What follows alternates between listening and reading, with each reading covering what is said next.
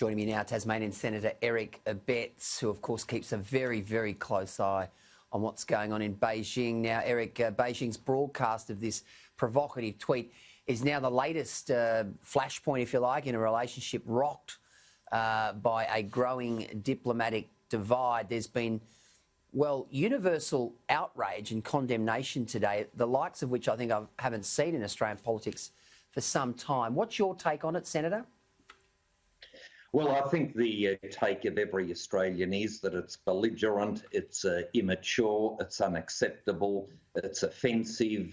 All sorts of descriptors can be used to describe what the Chinese Foreign Ministry has done with this tweet. It needs to be withdrawn and we need an apology. But this is indicative of the thinking of the Chinese Foreign Ministry, and it's the thinking to the very top levels of government. Senator Abetz, I would think that we would put our humanitarian record, Australia's humanitarian record, up against basically any authoritarian regime in the world, including Russia, who have also been critical, I see, of the Brereton report, but in particular China. I mean, China have got an appalling record in this area. Anything that might be alleged against our servicemen in Afghanistan, one, is an allegation at this stage, and even if it were to be proven, it is a very small minority of the servicemen and clearly not state-sanctioned. What the Chinese Communist dictatorship do, they have 1 million of their own citizens in concentration camps. You've got house Christians, Falun Gong practitioners, pro-democracy people, all locked up as we speak. And there's that old biblical proverb of saying that you should remove the boulder out of your own eye or the plank out of your own eye before you seek to remove the speck out of your brother's eye. And I think that is a very apt saying for our Chinese friends to consider and reflect upon. Senator, this particular tweet has come from essentially the Foreign Affairs spokesman in Canberra. I mean, it's one of those tweets that, as I said, it's become a flashpoint. Do you believe that the very highest echelons of Beijing would have ratified this particular tweet? This wouldn't have been a rogue tweet from a bloke who's just angry with Australia right now. This would have been properly vetted and sanctioned by Beijing? That is what one assumes. We've had other things come out of the Chinese embassy in Australia in recent times, which puts Beijing in not a good light, let's be polite.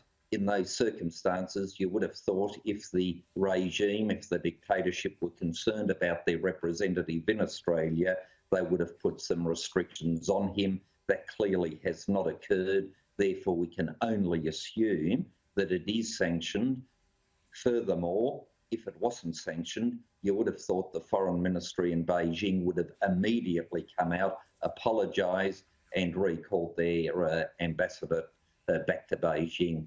Given that all that has not happened, we can only make the one assumption, and that is why the Prime Minister's reaction is so appropriate. Indeed.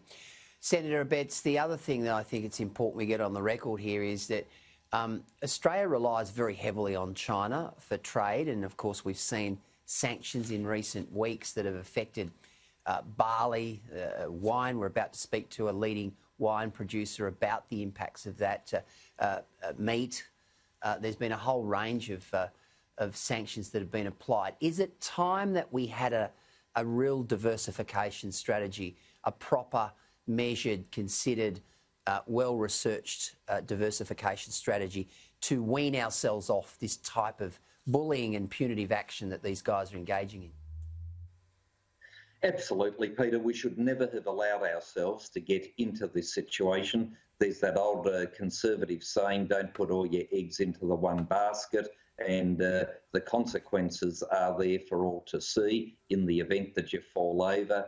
In the case with China, we are now having real issues with our trade, and that is why having a diversified market is so vitally important, and that is where I, for one, have been seeking to develop and encourage further trade with India, getting foreign investment from other sources such as the United Arab Emirates.